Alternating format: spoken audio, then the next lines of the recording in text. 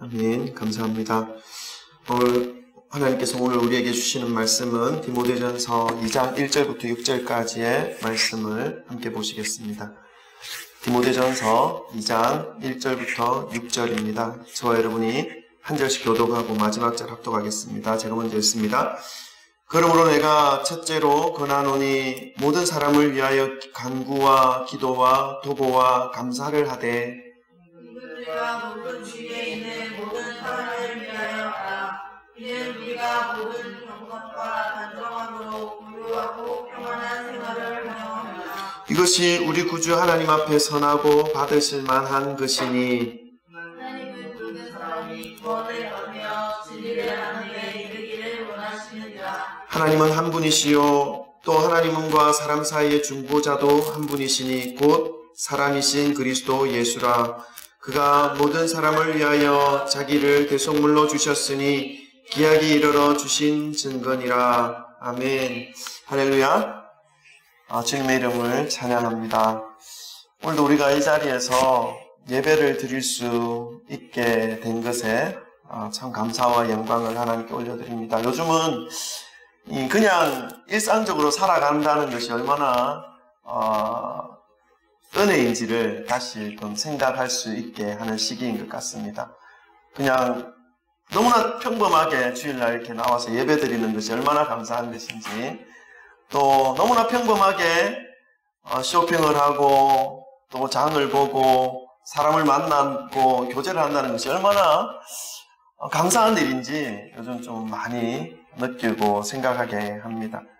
여러분, 오늘도 이렇게 나오셨으니까 우리 서로 사랑 고백하고 말씀을 들으십시다. 우리 주위에 계신 분들과 사랑 고백 나누겠습니다. 사랑합니다.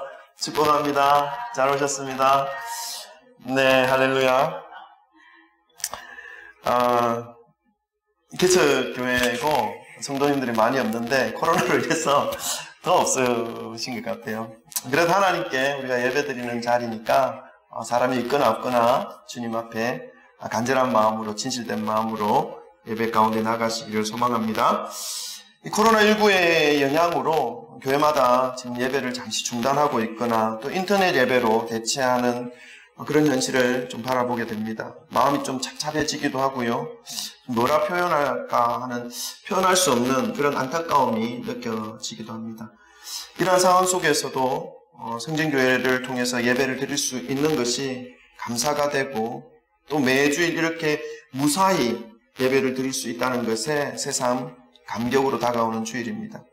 예배에 대한 사모함을 가지시고 각 가정에서 마음을 다해 예배 드리고 있는 이 나라의 주님의 백성들에게도 하나님의 크신 은혜와 선하신 뜻이 그 예배를 통해서 선포되어지시기를 간절히 소망합니다.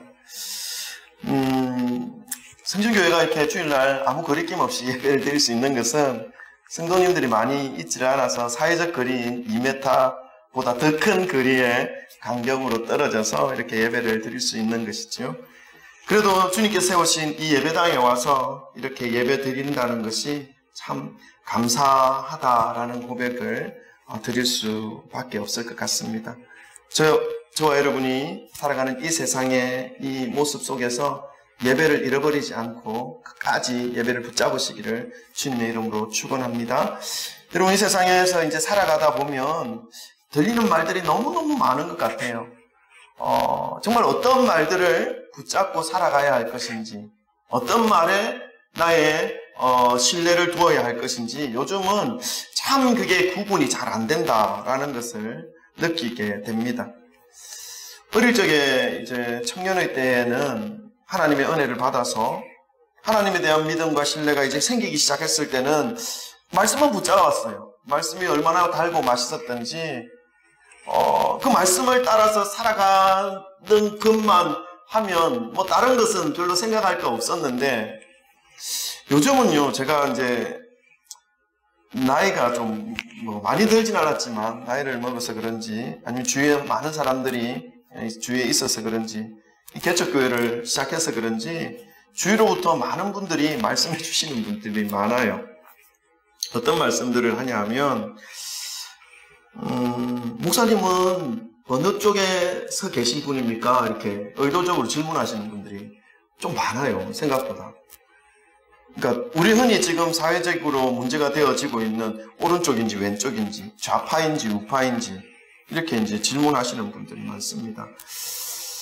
여러분, 저는 별로 똑똑하지를 않습니다. 그래서 좌파가 뭔지 우파가 뭔지 잘 모릅니다.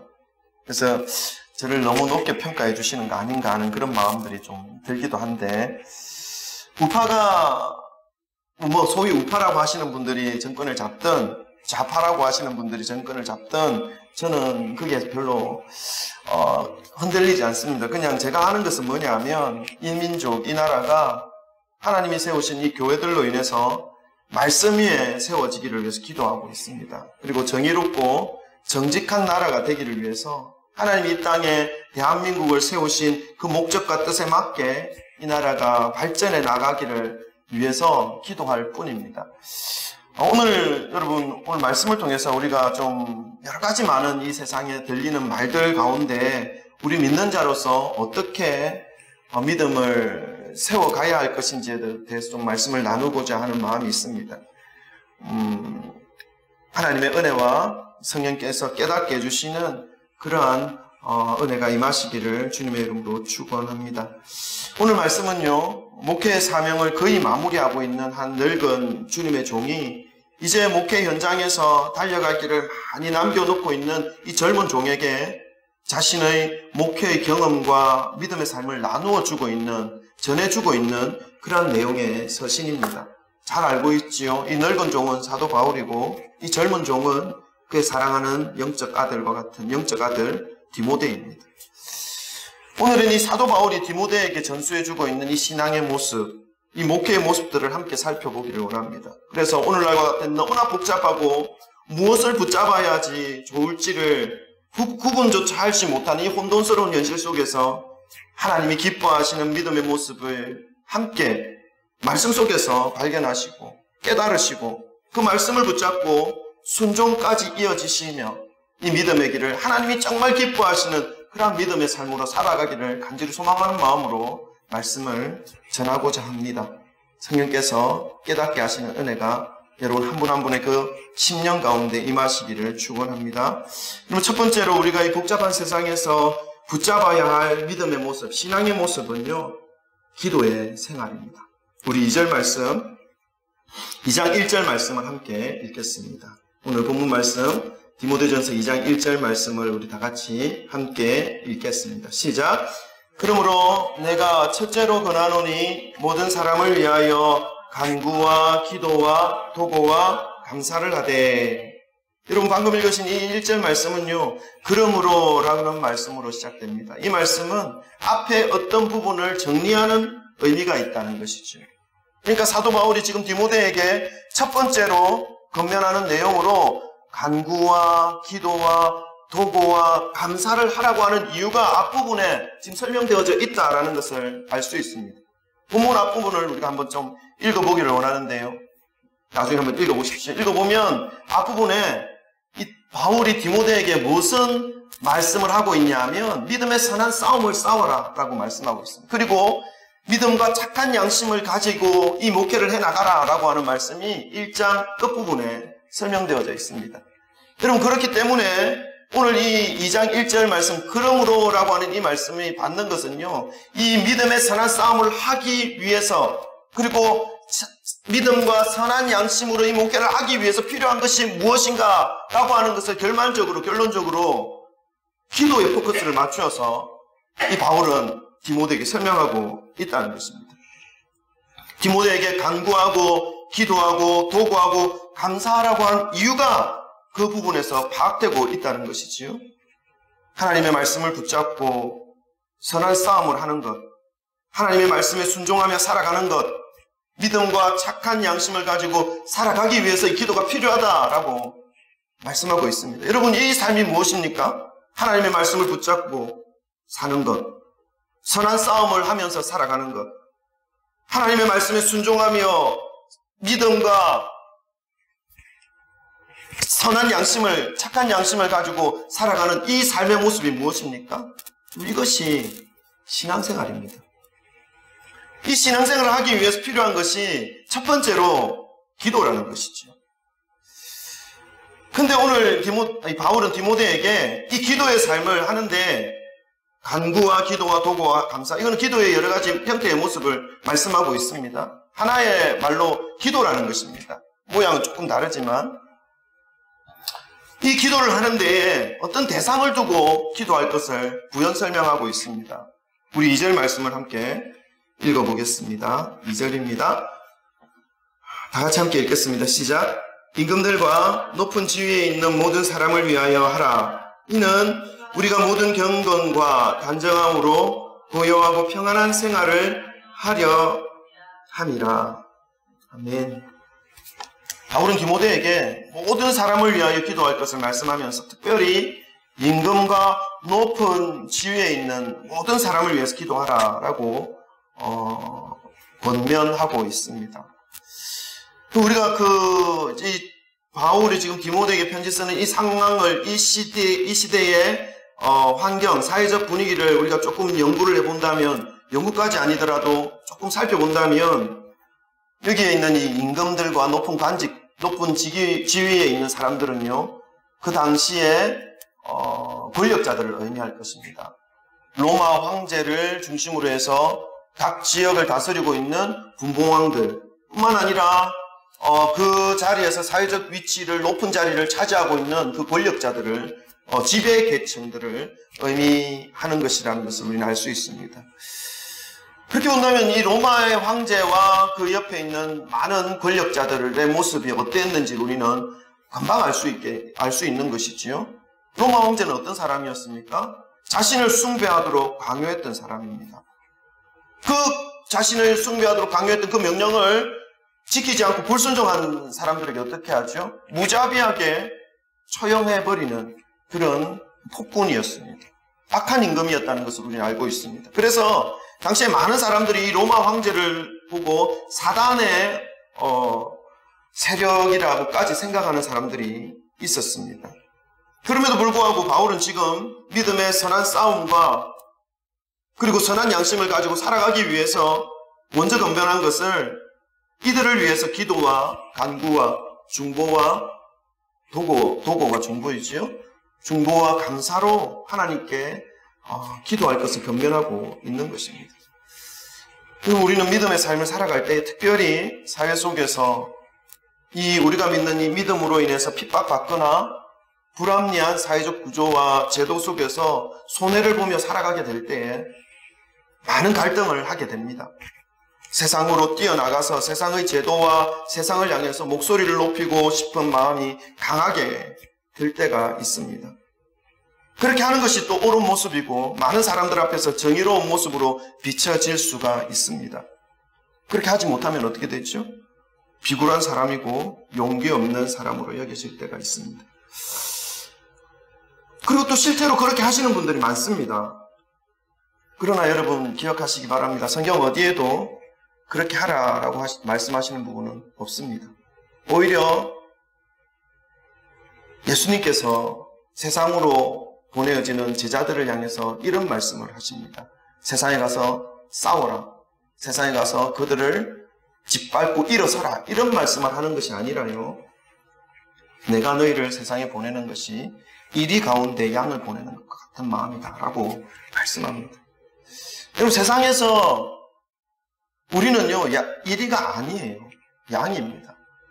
이리 가운데 들어가는 양이라는 것이죠. 그래서 기독교는 이미 벌써 세상 가운데서 어떻게 되어야 하냐 하면 상처받아야 되고요, 찢김 받아야 되고, 물려야 되고, 물에 뜯겨야 되는 존재라는 것입니다. 그런데 여러분 그것이 우리가 망하는 길이 아니에요. 비록 세상의 눈으로 볼 때는 힘이 없어 보이고 존재감이 없어 보이고 저렇게 살다가 그냥 죽는다 한들 누구도 알아주는 그런 존재가 아니다 할지라도 예수님은요 뭐라고 말씀하십니까? 그들에게 이렇게 말씀하시죠. 담대하라, 내가 세상을 이기었노라 말씀하십니다. 여러분 예수님이 세상을 이기셨습니까? 네, 이기셨습니다. 어떻게 이기셨습니까? 그들을 짓밟고 정복해서 이겼습니까? 아니에요. 십자가에 매달려서 죽으심으로 이겼습니다. 피 흘리고 상처 입고 완전히 찢겨지심으로 죽으셨습니다. 세상의 눈으로 볼 때는 어떻습니까? 힘이 없는 존재죠. 연약한 존재죠. 무시받는 존재죠. 그런데 세상을 이기셨어요. 죽음으로. 세상 모든 사람들이 두려워하는 이 죽음의 권세를 깨뜨리셨습니다. 어떻게 부활하십니까? 여러분, 여기에 기독교의 핵심이 있습니다. 우리는 세상 가운데서 양의 모습으로 살아가야 하는 존재입니다. 당해야 하고 뺏겨야 하고 무시받아야 하는 그런 존재들이라는 것이죠. 지금 바울도 디모데에게, 세상의 권력자들에게 그들을 위해서 기도할 것을 특별히 말씀하고 있습니다. 여러분, 이 말씀은요, 바울만 이렇게 전한 것이 아닙니다. 베드로 사도도 역시 이 부분에 대하여 말씀하신 내용이 있습니다. 베드로전서 2장 13절부터 15절 말씀인데요. 우리 한번 같이 읽겠습니다. 베드로전서 2장 13절부터 15절 다 같이 함께 읽겠습니다. 시작. 인간의 모든 제도를 주를 위하여 순종하되 혹은 위에 있는 왕이나 혹은 그가 악행하는 자를 징벌하고 선행하는 자를 보상하기 위하여 보낸 총독에게 하라. 곧 선행으로 어리석은 사람들의 무식한 말을 막으시는 것이라. 아멘. 그럼 베드로 사도가 왕과 총독에게 순종하는 것, 이 사회적인 제도 앞에 기독교인들은 순종하라라고 말씀합니다. 여러분, 이런 이 말씀을 기록하고 있는 이 시대적 배경을 또 우리가 함께 살펴보지 않을 수 없습니다. 이때는요, 로마 황제나 이 사회가 믿음을 가진 사람들에게 극심한 박해와 처벌을 일삼고 있었던 때였습니다. 이러한 때에 믿음을 가진 자들이 사회의 그 총독과 왕에게 어떻게 해야 할 것인지를 베드로 사도는 말씀하고 있습니다. 인간의 모든 제도를 주를 위하여 순종하라 하는 것입니다. 사실 좀 부끄럽지만 요즘 이렇게 세상의 제도와 왕에게 순종하고 그들을 위하여 기도하다라고 말하는 교회들이 점점 없어지고 있습니다. 오히려 세상 가운데에서 믿음으로 정복하고 그리고 그들을 짓밟고 믿음의 깃발을 꽂아라. 물론 그것이 필요합니다. 그러나 양의 모습이 늑대의 모습으로 바뀌어서 세상 사람들과 똑같이 무릎 꿇고 똑같이 죽이고 똑같이 상처 입히고 하면서 하는 것은요, 기독교인으로서 해야 할 일이 아니라는 것입니다.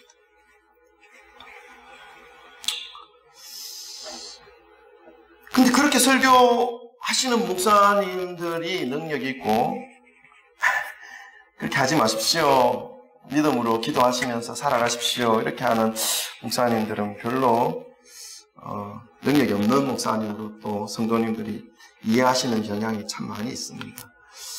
맞습니다, 여러분. 저는 능력이 없는 목사 맞습니다.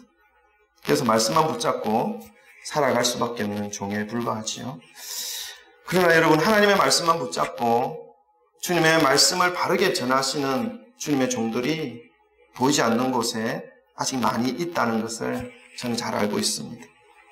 또 이분들의 기도와 순종으로 인해서 하나님은 이 땅을 향한 주님의 은혜를 계속해서 흘려보내고 계시다는 것을 저는 믿습니다. 사랑하는 성도 여러분, 세상에 많은 말들이 들려오고 그 말이 맞는 말같이 여겨져서 그대로 받아들이고 싶은 그러한 순간순간이 있을 것입니다. 그러나 다시 하나님의 말씀으로 돌아가시기를 소망합니다. 그래서 인간의 귀로 좋은 말들이고 당연한 말들이고 능력 있는 말처럼 들리긴 하지만 하나님의 말씀 앞에 들고 나아가 하나님의 말씀과 조금이라도 대치되는 그러한 말씀이라면 세상 말들을 내려놓고 하나님의 말씀을 붙잡고 믿음의 길을 다시 달려가시기를 주님의 이름으로 축원합니다. 두 번째로요, 우리가 세상 가운데 이 복잡한 세상에서 붙잡아야 할 믿음의 모습은요, 첫 번째는 기도였습니다. 두 번째는요, 모든 사람의 구원에 대한 하나님의 계획을 믿어야 하는 것입니다.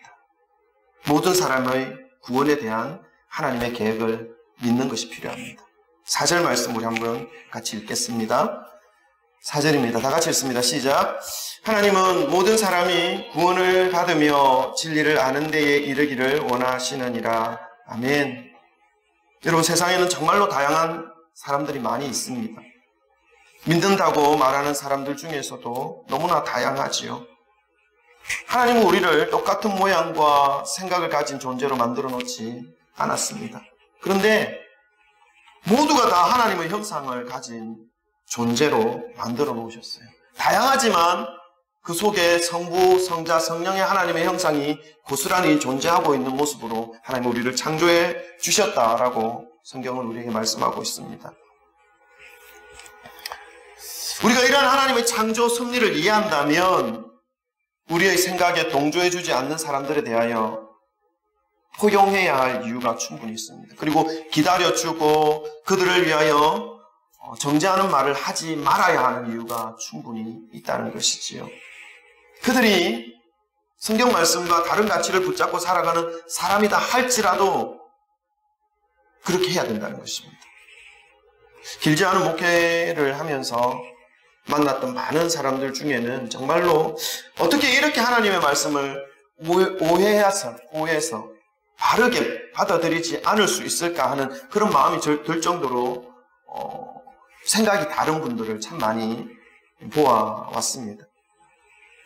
그러나 여러분, 바울은 지금 디모데에게 생각이 다르고 살아가는 삶의 방식이 달라서 믿음으로 살아가려고 하는 이 사람들에게 불이익을 주고 고통을 안겨주는 사람들이라 할지라도 하나님은 그들마저 품고 구원의 계획 가운데 올려놓기를 원하시는 분이라는 사실을 지금 말씀하고 있습니다. 물론 여러분, 하나님은 구원받을 자들을 이미 벌써 정해놓으셨기 때문에 구원받을 자는 어떻게 해서든지 구원을 받게 되고요. 그리고 구원받지 못할 자는 무슨 일을 해서라도 구원을 못 받는다라고 하는 이 예정의 교리를 생각하면서 우리는 무관심하게 살아가려고 하는 그러한 마음들이 들 때도 있습니다. 그러나 여러분, 우리는 그 사람이 구원받을 자인지 구원받지 못하고 버려질 자인지 유기될 자인지 우리 스스로는 알 방법이 없습니다. 그렇기 때문에 우리는요, 하나님의 마음을 품고 말씀을 믿고 매일매일 순종하면서 모든 사람들을 구원하시기를 원하시는 하나님의 그 마음으로 비록 나의 생각과 다른 그 사람이라 할지라도 품어야 할 이유가 충분히 있다는 것입니다. 기다려 주어야 할 이유가 충분히 있다는 것입니다. 기도하여야 할 이유가 충분히 있다는 것입니다. 그렇게 지금 살아가기를, 그렇게 목회하기를 바울은 디모데에게 권면하고 있는 것입니다. 나의 생각과 뜻이 다른 사람들을 나의 생각과 뜻이 다른 사람들 나의 생각과 나의 뜻이 다른, 이거 어떻게 설명해야 됩니까? 생각과 뜻이 나와 다른 사람들 완전히 배치가 되어서 갈등이 일어날 수 있는 그러한 사람들조차도 우리는 하나님의 구원의 계획 가운데 있는 사람일 수 있다는 것을 잊어서는 안 된다는 것입니다. 그래서 우리는 자신이 하고 있는 모임과 어떤 조직과 어떤 운동에 함께하여 주지 않는다고 해서 그 다른 사람들의 무리를 구원받지 못할 사람들이라고 하는 말을 한다거나 또는 하나님의 은혜가 끊겨서 저주가 흘러간다든가 이런 말들을 하여야 할 이유가 전혀 없는 것입니다. 하면 안 되는 것이지요. 왜요? 그 속에는 하나님의 이 모든 사람들을 구원하고자 하시는 하나님의 마음에 대해서 이해함들이 결여되어 있는 모습이기 때문에 그렇습니다. 자신이 하는 일이 100% 옳은 일이고 그것에 동조하지 않는 사람들이 100% 잘못된 모습이라 할지라도 우리는 하나님의 말씀을 기억하시면서 그들을 위하여 기다리고 또 열린 마음으로 그리고 끝까지 하나님의 마음을 품고 그들을 대하여 주어야 한다는 것을 말씀하고 있는 것입니다. 모든 사람들이 구원을 받으며 진리를 알기를 원하시는 이 하나님의 마음과 기록된 진리의 성경 말씀을 기억하시기를 소망합니다. 그래서 이 믿음의 길을 간다는 것이 반드시 나의 뜻대로 나의 원함대로 되어지는 것이 아니라 하나님의 말씀하신 대로 하나님의 말씀대로 우리가 그 삶을 살아가야 되는 것이고 또 우리와 함께하는 모든 사람들, 우리 주위에 있는 모든 사람들에게 하나님의 복음이 증거되어져야 하는 그러한 삶인 것임을 기억하시고 오늘도 이 말씀을 붙잡으시고 인내하시며 또 하나님이 주시는 그 마음으로 마음을 잃어버리지 마시고 믿음의 마음을 붙잡으시고 믿음의 길을 가시기를 주님의 이름으로 축복합니다. 세 번째는요, 복잡한 세상에서 우리가 붙잡아야 할 말씀, 진리는요, 오직 예수 그리스도 뿐이라는 사실입니다. 여러분, 이 세상에서 살아갈 때에 우리가 붙잡아야 할 것은 오직 예수 그리스도 뿐이심을 믿으시기를 바랍니다. 5절과 6절 우리 한번 읽어볼까요? 오늘 본문 말씀 5절, 6절 다 같이 함께 읽겠습니다. 시작! 하나님은 한 분이시요 또 하나님과 사람 사이의 중보자도 한 분이시니 곧 사람이신 예수 그리스도 예수라. 그가 모든 사람을 위하여 자기를 대속물로 주셨으니 기약이 이르러 주신 증거니라. 아멘. 세상이 복잡하고 또 믿는다는 것조차도 혼동되는 이런 쉽지 않은 오늘날의 현실 속에서 그 돌파구를 찾기 위해서 사람들은 각자 스스로 무엇인가를 찾아다니는 듯 합니다. 믿음을 가진 사람들은 이 믿음의 범주 안에서 무엇인가를 찾아서 자신의 환경과 상황을 좀 더 좋은 환경과 상황으로 바꾸어 줄 수 있도록 찾아다니는 일들을 하고 있고요. 믿지 않는 사람들은 어떻습니까? 자신들이 생각하는 그 선한 범주 안에서 이러한 것들을 행하고 있는 것입니다. 보다 좋은 것, 보다 선한 것을 찾아다니고 있다는 것이죠.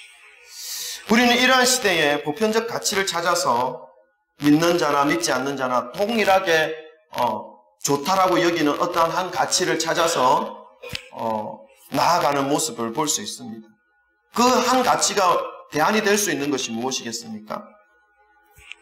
그것은 뭐냐면 믿는 자나 믿지 않는 자나 동일한 가치 속에서 선하다라고 발견할 수 있는 동일한 가치가 무엇이냐면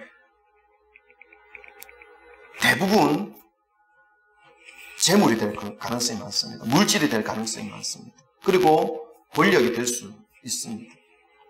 선한 의도와 목적이라면 재물과 권력을 이용해서 공공의 선을 창출해내려고 하는 그러한 의도가 믿음을 가진 자나 믿음을 갖지 못한 자나 동일하게 그 마음을 가지고 있기 때문에 그렇습니다. 믿는 자로서도 믿지 않는 자로서도 선한 도덕적 윤리적 가치를 소유하고 있는 그러한 사람들에게 아주 유력하게 효율적으로 도출해낼 수 있는 이 공공의 선을 대안이 될 수 있는 것이 바로 이 두 가지 물질과 권력이 될 수 있습니다.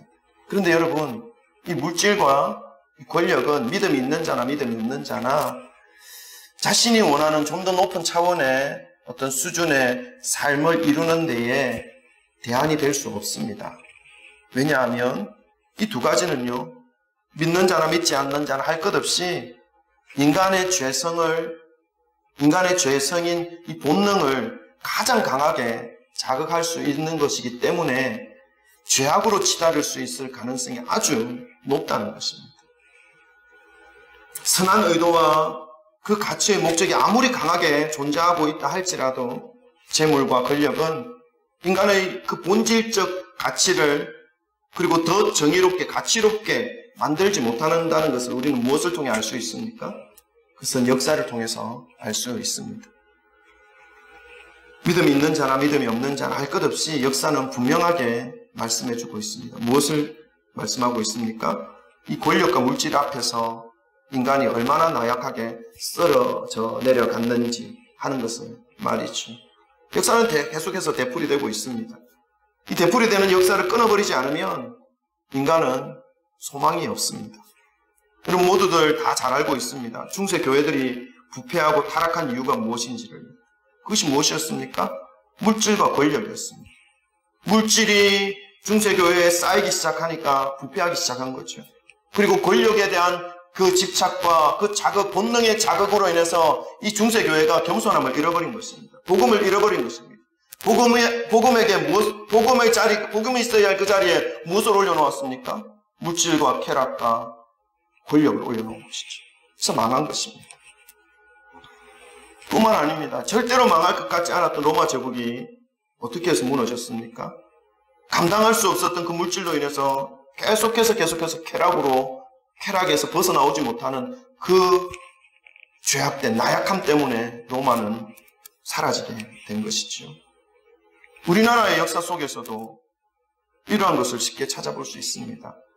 권력을 쟁취하기 위해서 모이기도 하고 또 대적하기도 하고 이러한 나라 안에서의 서로 분란과 분쟁과 이 당짓는 것으로 인해서 나라가 점점 힘을 잃어가는 모습을 우리는 역사를 통해서 많이 보고 있지 않습니까? 그래서 여러분, 우리는 이러한 것들이 우리의 믿음을 더 정당화해주고 고귀한 모습으로 만들어줄 것이라고 하는 그런 헛된 욕망과 변질된 거룩함을 버려야 하는 것입니다. 그 대신 예수님의 말씀, 하나님의 말씀으로 더욱더 순수하게, 더욱더 간절하게 되돌아가야 한다는 것입니다. 성경은 뭐라고 말씀하고 있습니까? 오늘 방금 읽으셨던 5절과 6절 말씀에서 하나님은 한 분이요, 또 하나님과 사람 사이의 중보자도 한 분이시니 곧 사람이신 그리스도 예수라 말씀하고 있습니다. 그분이 모든 사람을 위하여 자기를 대속물로 주셨다라고 말씀하고 있습니다. 여러분, 이 혼탁한 세상에 이 바이러스로 인해서 혼탁해지고 정치적 이슈로 인해서 혼탁해지고 믿는 자들 사이에서도 서로의 생각을 알아주지 않는다고 비난으로 나아가고 있는 이러한 혼란한 세대에 우리가 붙잡아야 할 진리는 무엇입니까? 좀 더 나은 세상의 가치, 좀 더 강한 세상의 힘, 좀 더 강한, 좀 더 높은 그러한 세상의 권력을 우리가 붙잡아야 하는 것입니까? 아닙니다. 그래서 붙잡으면요, 무너지게 되어 있습니다. 우리가 이때에 붙잡아야 할 것을 여러분 반드시 깨달으시기를 소망합니다. 그것은 하나님의 말씀입니다. 기억하시기를 바랍니다. 하나님이 한 분이시요, 우리를 하나님께로 인도하시는 중보자도 오직 한 분뿐이신 그 예수 그리스도, 그분이 바로 모든 사람들을 위하여 자신의 생명을 죄의 대가인 대속물로 주심으로 인해서 우리가 의지해야 할 이름이 되신, 우리가 붙잡아야 할 유일하신 신앙의 대상이 되신 예수 그리스도라는 것입니다. 오늘 이 말씀을 통해서 한국교회의 성도들과 목회자들이 좀 다시 각성을 하는 그런 계기가 되기를 소망합니다. 아무런 힘도 없고 성도님들도 많이 모이지 않는 그런 개척교회의 작은 목사가 이렇게 말을 하는데 누가 세상이 바뀌겠습니까? 그러나 무엇을 붙잡아야 할 것인지 우리가 다시금 원래의 자리로, 본질로 돌아가서 우리가 다시금 우리의 신앙을 살펴보아야 할 이유가 충분히 필요가 있다는 것입니다. 오늘 한국교회를 세상에서 많이 비난하기도 합니다. 그리고 또 걱정 어린 눈빛으로 바라보기도 합니다.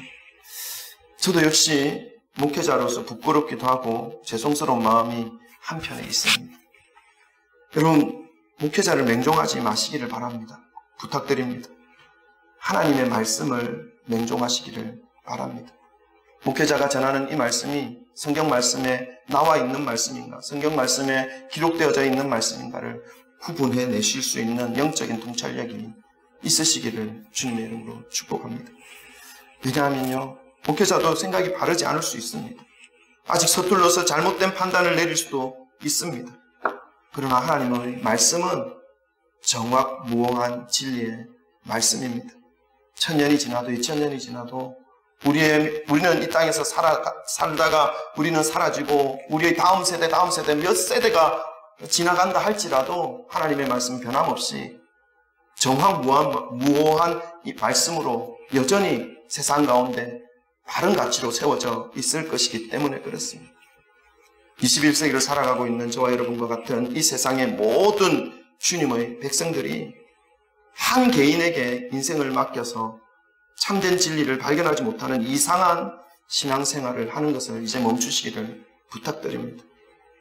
다시 생명 되신 예수 그리스도께 모든 인생을 맡기심으로 참되고 복된 영적 충만함과 기쁨의 충만함을 회복하심으로 이 혼돈된 시대를 흔들리지 않고 진리를 붙잡으시고 승리하시는 모든 성도님들이 되시길 주님의 이름으로 축원합니다. 기도할까요? 기도하십시다. 여러분, 오늘 우리가 말씀을 통해서 붙잡아야 하는 것은 한 가지입니다. 뭐냐면 말씀으로 돌아가자는 것입니다. 정말 믿는 그 믿음의 범주 안에서도 너무나 혼동됩니다. 무엇을 붙잡아야 할지, 여기서는 이 말로, 저기서는 저 말로, 우리가 맞다, 각자가 옳다라고 하는 그러한 말들로 인해서 우리는 어떤 것을 선택해야 할지 구분이 잘 안 될 때가 많습니다. 그러나 여러분, 말씀으로 돌아가십시다. 오늘 바울은 디모데에게 이 세상을 위해서 기도하라. 세상의 권력자들, 핍박하는 그 왕들과 고위 관료들을 위해서 기도하라는 것입니다. 뿐만 아니라 세상의 제도 앞에 순종하라 하는 것입니다. 힘이 없어 보이고 비굴해 보이고 연약해 보이고 정말로 나약한 그런 모습으로 비춰줄 수 있겠다라는 생각이 듭니다. 그러나 말씀이 그렇게 말씀하는 것입니다. 우리가 말씀을 붙잡으시기를 소망하고요. 그리고 모든 사람들이 구원의 대상이라는 것입니다. 하나님은 한 사람도 저주받거나 지옥으로 가는 것을 원치 않는다는 것입니다. 우리의 삶에 하나님의 이 마음이 자리 잡을 수 있도록 어느 곳에 있든지 하나님의 마음 품고 사랑의 마음으로 복음을 전할 수 있는 그런 우리 심령 되게 하시고 오직 유일하신 예수 그리스도를 붙잡으시고 우리의 일평생을 주님께 맡기심으로 능력 있는 신앙의 삶을 살아가시길 원합니다. 우리 이 말씀을 가지고 기억하시고 하나님, 제가 그러한 삶을 살 수 있도록 하나님 도와주옵소서. 성령께서 인도하여 주옵소서. 우리 함께 주여 세 번 부르짖고 함께 기도하겠습니다. 기도합니다. 주여.